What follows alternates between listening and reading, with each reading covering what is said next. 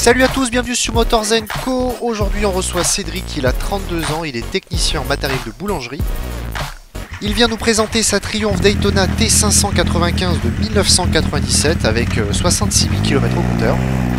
Il avait acheté à l'époque, il y a plus de 10 ans, 3 900 €. Et ouais. Ah ouais, bien sûr, comme d'habitude, il y a un petit bonus en fin de vidéo. T'as commencé quand? J'ai passé mon permis à 18 ans et depuis j'ai jamais arrêté de faire de la moto. J'en ai usé quelques-unes. Pourquoi t'as acheté ça? Très bonne question, je ne sais pas. Un moment de folie, je partais sur une BMW à la base. Je voulais changer de moto, j'avais commencé par un Bandit 600 que j'ai pas mal usé. Je voulais passer à autre chose, donc chercher une BMW, une R1100R, je crois que c'est ça le modèle de l'époque.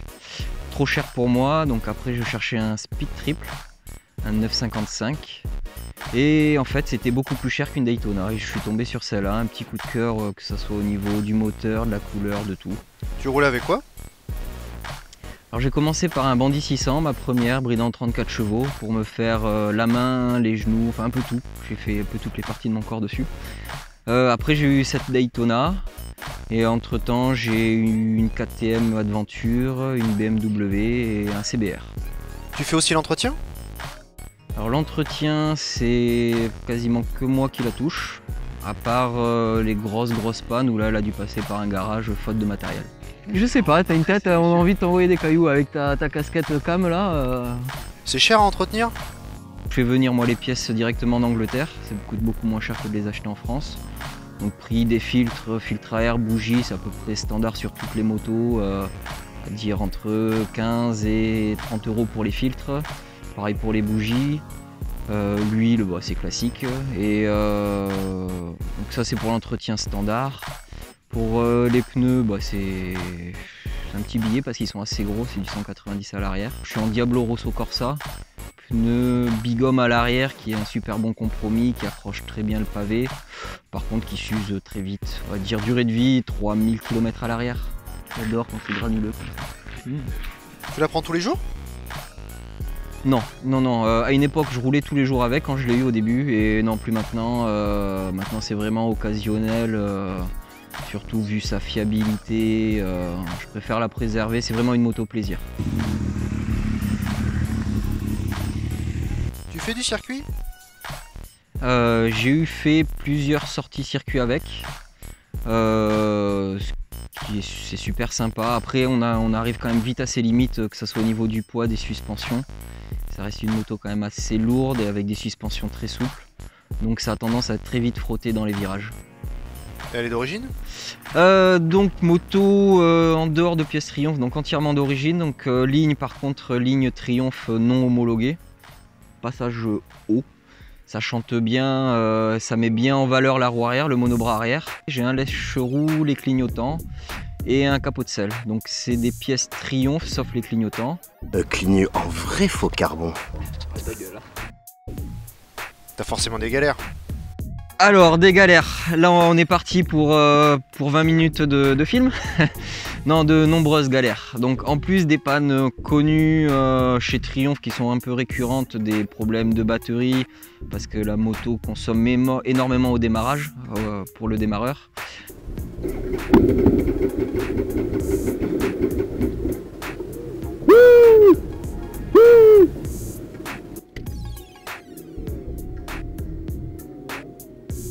Et le ventilo à l'arrêt qui consomme aussi énormément, qui du coup crée des pannes de démarrage.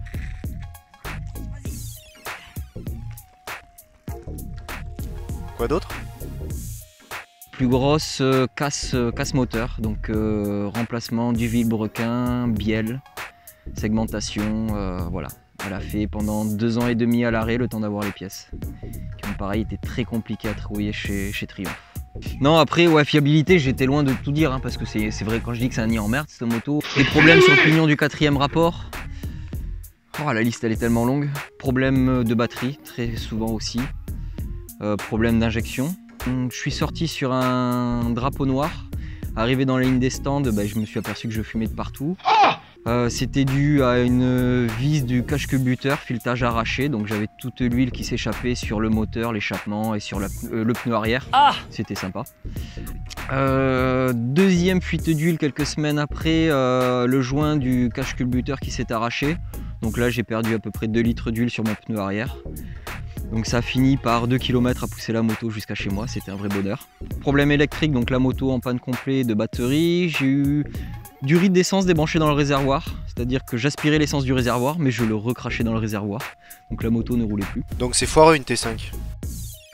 3 amis qui ont possédé exactement la même moto que moi, donc un T595. Les 3 ont cassé le moteur. Et j'étais le 4e. Donc j'ai fait moi le plus de kilomètres, je suis arrivé à un peu plus de 60 000 avant de casser le moteur.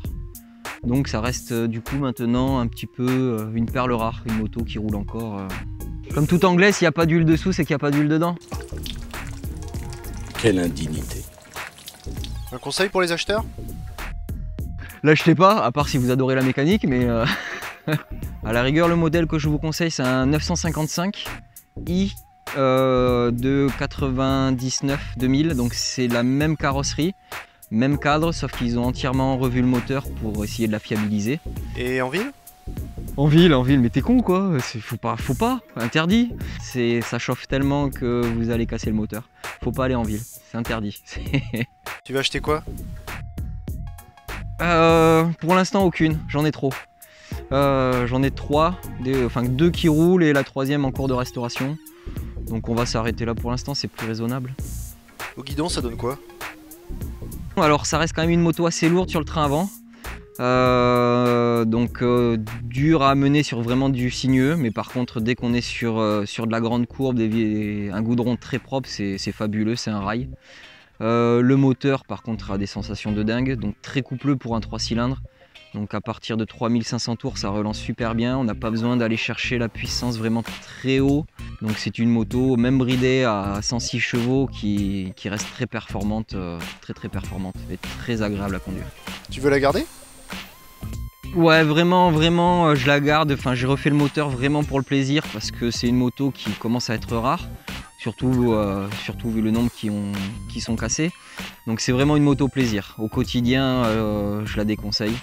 Donc c'est une moto au plaisir par beau temps, sur un beau goudron, une belle balade à la journée, c'est le top. Verdict? Acheter Triumph? Non. Lol. Merci Cédric pour tes lumières. Merci, puis à bientôt. Alors si vous aussi vous voulez participer à l'émission, n'hésitez pas à envoyer votre candidature à l'adresse motorzenco31@gmail.com. Mais pour leur place à l'incroyable bonus. La patience d'un youtubeur. Mais vous êtes en train de saboter votre moto pour une blague? Ouais. Tout ça pour une blague sur YouTube? C'est ça. L'artiste, nos régions du talent. Le budget YouTube. On fait les poubelles pour une blague.